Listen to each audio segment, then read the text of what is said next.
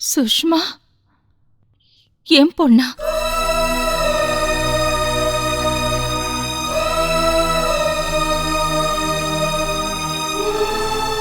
எனக்கு பிறந்தவளா?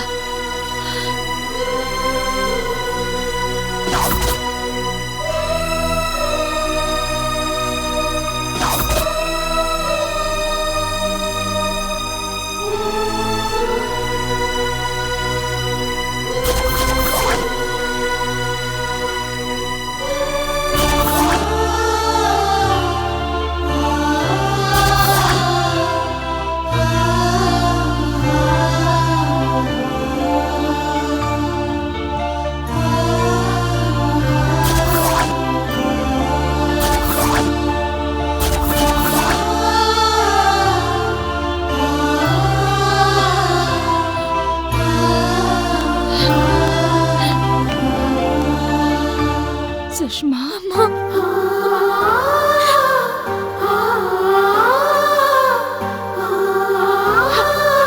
சுஷ்மா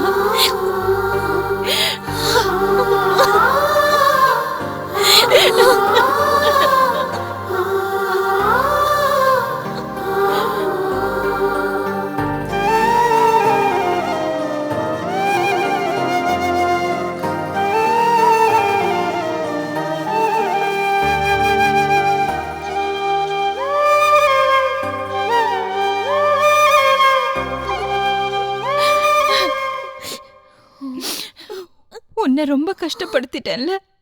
அம்மா மேல கோவம் இல்லையே? இல்லம்மா. இதெல்லாம் முன்னாடியே சொல்லி இருக்கலாம்லம்மா. நீதான் நம்ப மாட்டேம்மா.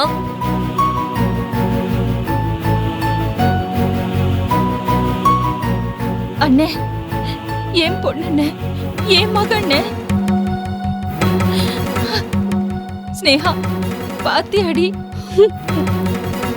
இது தெரியாம இத்தனை நாள் இவளை என்னென்னமோ பேசிட்டேன். ராஜி, என் மேல கோவம் இல்லையே? பட்ட மரமா இருந்த என்ன துளிர் விட்டு தழைக்க வச்சிருக்கீங்க. உங்களை எப்படி நான் தப்பா நினைக்க முடியும்?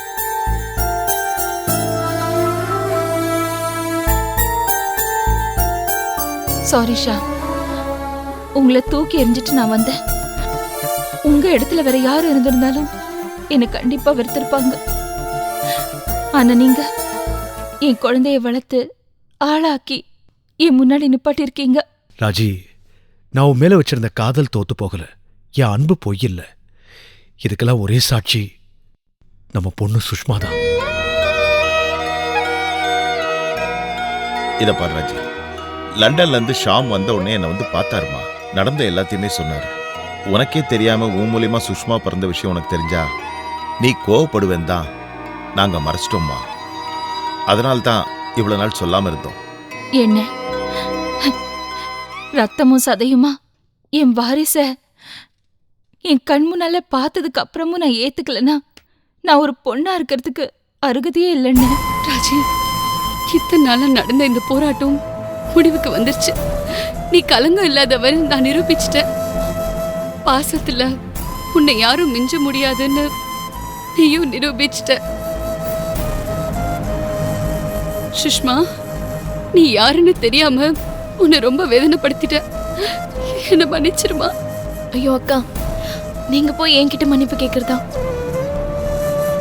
ராஜிக்கு நம்ம 2 பேருமே ஒண்ணுதான். நம்ம 2 பேரையும் 10 மாசம் சுமந்து பெத்துக்கலையே ஒழிய நம்ம 2 பேருக்குமே ராஜி தான் தாய். ராஜி, நான் இந்தியா வந்ததே சுஷ்மாவை உங்ககிட்ட ஒப்படைக்கிறதுக்காக தான். நான் வந்த வேலை நல்லபடியா முடிஞ்சது. நான் சந்தோஷமா லண்டன் போறேன். அப்பா, சுஷ்மா, உனக்கு அப்பா அம்மா எல்லாமே ராஜி தான். உன்னை 10 மாசம் சுமந்து பெத்த தாயை விட ராஜி உன்னை நல்லா பார்த்துப்பா. அண்ணன் பொண்ணு தாம் பொண்ண நினைச்சு வளர்த்தவ ராஜி. தாம் பொண்ண கண்டிப்பா கைவிட மாட்டா, நெஞ்சில வச்சு தாங்கிப்பா. கிருமி, நீங்க சுஷ்மாவை பத்தி கவலைப்படாதீங்க. ராஜிக்கு மக கிடைச்ச மாதிரி எனக்கு ஒரு தங்கச்சி கிடைச்சிருக்கா. நாங்க பாத்துக்கிறோம். ஷாமுக்காக இதை நான் செஞ்சப்போ எதிர்காலத்துல என்ன நடக்குமோன்ற பயம் எனக்கு இருந்தது. என் பயத்தை இப்ப ராஜியோட பாசம் ஜெயிச்சிடுச்சு. எல்லாரும் ஒன்னாயிட்டீங்க. எனக்கு ரொம்ப சந்தோஷமா இருக்கு.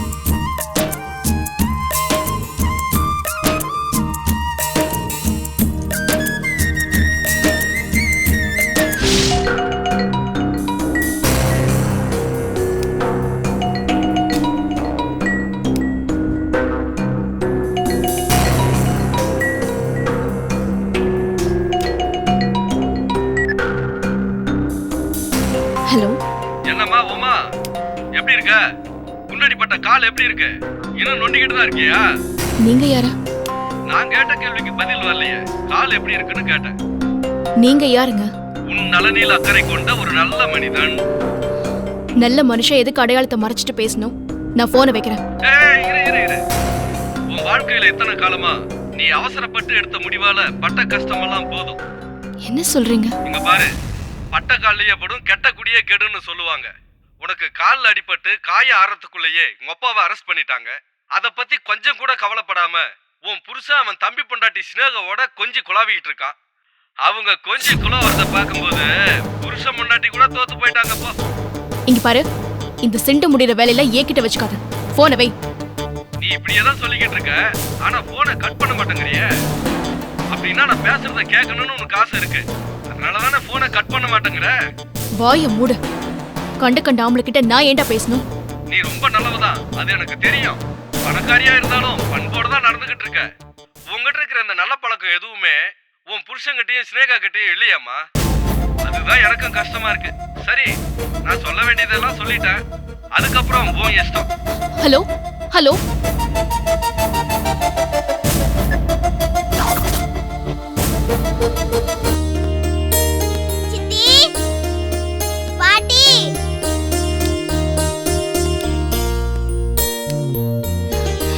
குஷி வா, அம்மா ஷூ கழட்டி விடுறேன்.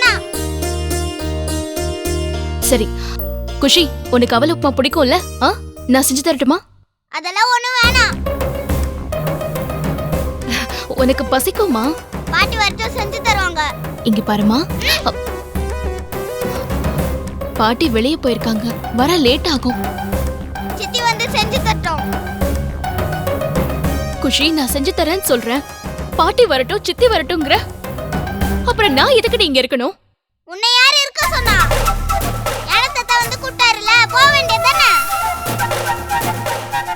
இங்க பாரு, இது ஏன் புருஷ வீடு. நான் இங்க தான் இருப்பேன். உனக்கு என்ன வந்துச்சு? உன்னை கண்டாலே எனக்கு பிடிக்கல.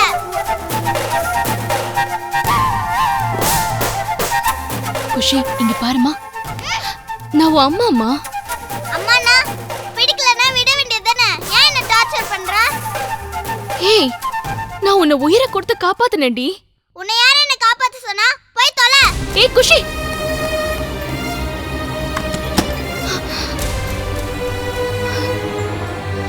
உயிரை கொடுத்து காப்பாத்தினதுக்காடி என் உயிரை எடுக்கிறேன். எனக்குன்னு இருந்த ஒரே சொந்தம் எங்க அப்பா. அவரும் ஜெயிலுக்கு போயிட்டாரு. ராஜீவும் என்னை விட்டு கொஞ்சம் கொஞ்சமா விலைக்கு போயிட்டே இருக்காரு. நீயும் என்ன ஒதுக்கியே வச்சிருக்க.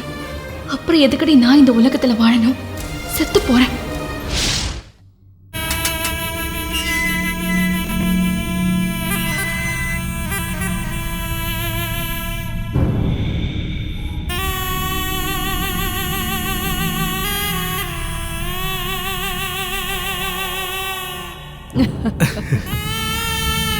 சௌக்கியமா கஜேந்திரன்? ஜெயில இருந்து வந்து உன்கிட்ட நின்ன உடனே என்ன அவமானப்படுத்தினல, இப்ப பார்த்தல, நீயே இப்ப ஜெயில இருக்க. அடைக்கலம் கொடுன்னு எவ்வளவோ உன்கிட்ட கெஞ்சன. உதவி கேட்டு வந்த என்ன நீ உதாசனப்படுத்தினல, இப்ப என்னாச்சு பாத்தியா? நேத்து வரைக்கும் நான் இருந்த அந்த இடத்துல இப்ப நீ இருக்க. நீ இருந்த இடத்துல நான் இருக்கேன். கஜேந்திரா, வாழ்க்கை ஒரு வட்டம். என் இடத்துக்கு நீயும் உன் இடத்துக்கு நானும் வந்துதான் ஆகணும். ஆமா, உன்னோட அருமை பொண்ணு உமா வந்து உன்னை பாத்திருக்க மாட்டாளே? இங்க இருந்து போயிடிய மூஞ்சிலே முடிக்காத. அப்படியெல்லாம் போக முடியாது கஜேந்திரா. டிபார்ட்மெண்ட்டை கரெக்ட் பண்ணிட்டு உள்ள வந்திருக்கோம். நாங்க பேசுவோம், நீ கேட்டுதான் ஆகணும். இது உன் தலையெழுத்து. டேய் நிறுத்துறா. கொலை குற்றத்துக்கு பயந்துட்டேன்னு நினைச்சியா? நான் தான் கொலை பண்ண தைரியமா ஒத்துக்கு ஜெயிலுக்கு போக வேண்டாம். ரொம்ப தைரியம் கஜேந்திரன் உனக்கு. இந்த தைரியத்தை பாராட்டி உனக்கு ஒரு பரிசு கொடுக்கணுமே. கன்னடத்து பையன்களி சரோஜாதேவி யூஸ் பண்ணாங்களா சோப்பு டப்பா, அதை வாங்கி கொடுத்துருவோமா? டேய் கஜேந்திரா சும்மா கத்தாத. நான் உனக்கு ஒரு ரகசியம் சொல்லட்டுமா? நான் சொல்றேன், கேளு.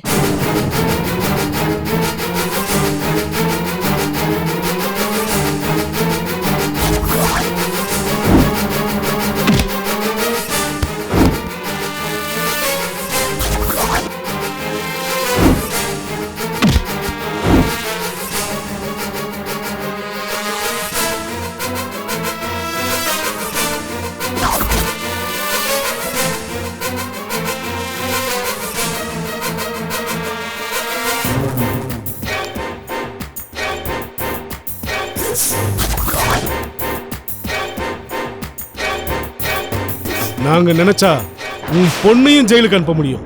ஏய் வேண்டாண்டா. வெள்ள வந்து அடுத்த செகண்ட் உங்க 2 பேரும் கொன்னுடுவேன். நீயா? நீ வெளியே வரதா?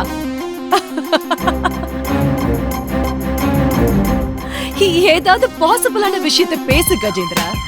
சும்மா காமெடி பண்ணாதே. நான் போயிட்டு உன் பொண்ணு அனுப்பிச்சு வைக்கிறேன். வேண்டாம் முத்துலட்சுமி, திருப்பி திருப்பி தப்பு பண்ணிக்கிட்டே இருக்காத. ஒரு கொலை பண்ணாலும் 2 கொலை பண்ணாலும் ஒரே தண்டனை தான். யோ, கம்பியை தாண்டி கைய கூட உன்னால நீட்ட முடியாது. நீ எல்லாம் இவ்வளவு பேச்சு பேசுற? இப்ப புரியுதா கஜேந்திரா? இந்த முத்துலட்சுமி ஆள பிறந்தவ. என்னை யாரும் அசைக்க முடியாத. அன்பு காட்டினா உயிரை கொடுப்பேன். வம்பு பண்ணன உன் உயிரை எடுத்துருவேன். உனக்கு புரிஞ்சிருக்கும் நினைக்கிறேன்.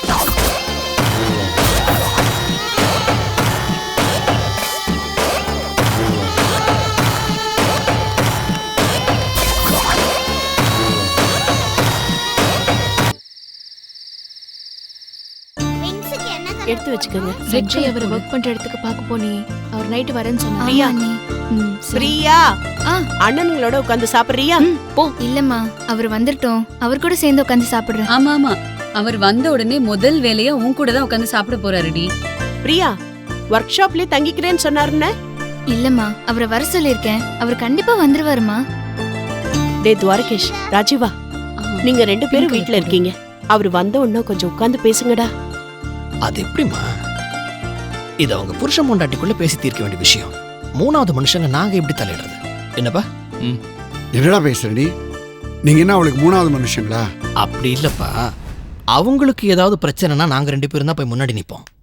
அவங்களுக்குள்ளேயே பிரச்சனைனா அதுல நாங்க எப்படி தலையிட முடியும்? எங்க போய் கை கால் கழுவிட்டு வாங்க, உட்காந்து சாப்பிடலாம். இல்ல பரவாயில்ல, நீ எதுக்கு என்ன வர சொன்னேன்னு சொல்லு. நான் ஒர்க் ஷாப் கிளம்பணும். எதுக்கு திரும்ப ஒர்க் ஷாப் போறீங்க? நைட் ஷிஃப்டா?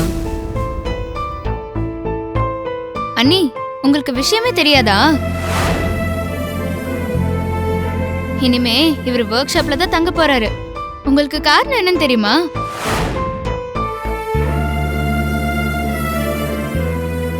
உமானி, உங்களுக்கு தெரியுமா? அது வேற ஒண்ணும் இல்ல. மாமியார் வீட்ல தங்கறது தன்மானத்துக்கே வந்த சோதனைன்னு ஃபீல் பண்றாரு.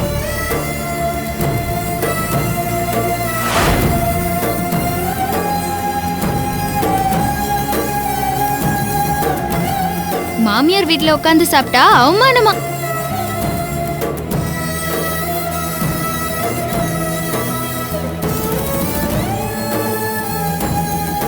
மாமியார் வீட்ல பொண்டாட்டி கூட சந்தோஷமா பேசுறதுக்கு கூட சங்கடப்படுறாரு இல்லங்க? அதனாலதான் இந்த வீட்டை விட்டு வெளியே போறாராம்.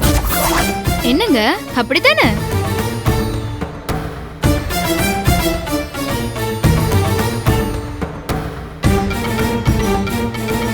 இல்ல, நான் தெரியாம தான் கேக்குறேன். நீங்க தொட்டு தாலி கட்டின பொண்டாட்டினா உங்கள சரி பாதி.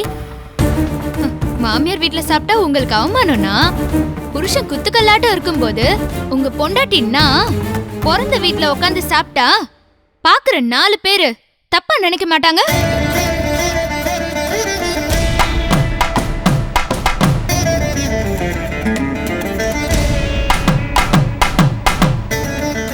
சஞ்சய் தன் பொண்டாட்டிக்கு சோறு போட வக்கில்லாம தாய் வீட்டுல விட்டுட்டு போயிட்டான்னு சொல்ல மாட்டாங்க?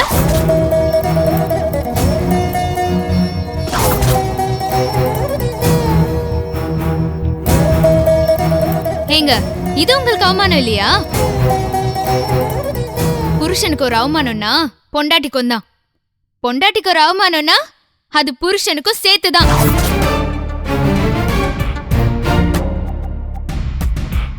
என்னங்க, நான் சொல்றது உங்களுக்கு புரியலையா? மாமியார் வீட்டுல சாப்பிடுறது உங்களுக்கு அவமானம்னா கல்யாணம் ஆனதுக்கு அப்புறமும் புருஷன் வீட்டுக்கு போகாம அப்பா வீட்டுல சாப்பிடுறது எனக்கு அவமானம் தானே?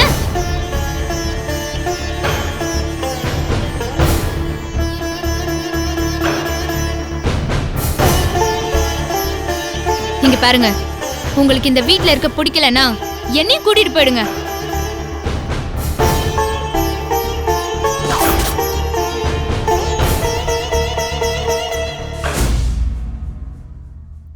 உங்களுக்கு இருக்க பிடிக்காத வீட்ல நான் மட்டும் எப்படிங்க தங்குறது? அது எனக்கு அவமானம் இல்லையா?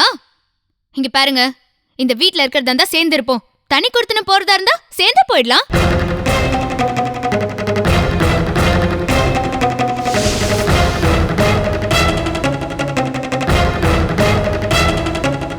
பிரியா, நீயும் உன் புருஷனும் ஒன்னா இந்த வீட்டில் இருக்கணும்னு நாங்கள் ஆசைப்படுறோம்.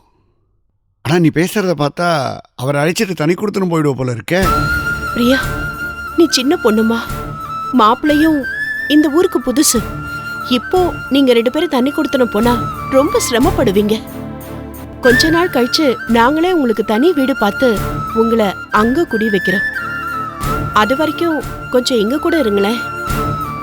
இங்க பாரு பிரியா, நம்ம எல்லாம் கூட்டு குடும்பமா இருக்கிறதாலதான் எவ்வளவு பிரச்சனை வந்தாலும் நம்மளால சமாளிக்க முடியுது. அதுவும் நீ வேலைக்கு போல, அவர் மட்டும்தான் தனியா வேலைக்கு போறாரு. ஒரு ஆளோட சம்பளம் வச்சுக்கிட்டு எல்லாம் உங்களால லைஃப ரன் பண்ண முடியாது. இப்பதான் வாழ்க்கை ஆரம்பிச்சிருக்கீங்க, அதுக்குள்ளதுக்கு தனி கொடுத்துன்னு போறத பத்தி பேசிக்கிட்டேன். நாம எல்லாரும் கூட்டு குடும்பமா ஒன்னா ஒரே வீட்லயே வாழலாமே. இல்ல மாப்பிள்ள, அது ஒருவேளை உங்க 2 பேருக்கும் இந்த வீட்ல பிரைவசி இல்லைங்கிற மாதிரி நீங்க நினைச்சீங்கன்னா நீங்க தயங்காம சொல்லுங்க. என்னடா தம்பி, ஒரு பெரிய வீடா பார்க்கலாம், நம்ம எல்லாரும் வேற வீட்டுக்கு வாடகைக்கு போயிடலாமே.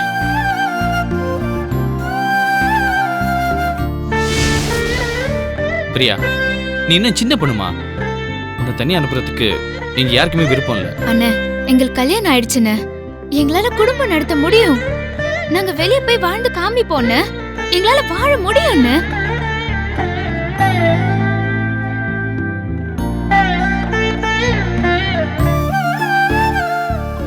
ஏங்க, சீக்கிரமா வீடு பாருங்க, தனி கொடுத்துன்னு போயிடலாம்.